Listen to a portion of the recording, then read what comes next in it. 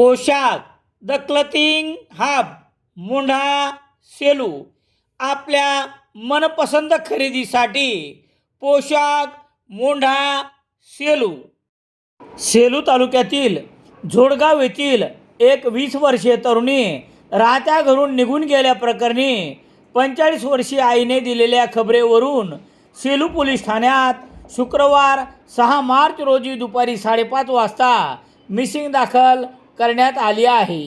याबाबत पोलिसांनी दिलेली माहिती याप्रमाणे, सेलू तालुक्यातील झोडगाव येथून 12वी पर्यंत शिक्षण झालेल्या 20 वर्षीय तरुणीने घरच्यांना काहीही न सांगता 26 फेब्रुवारी रोजी दुपारी 4 वाजता राहत्या घरून निघून गेली।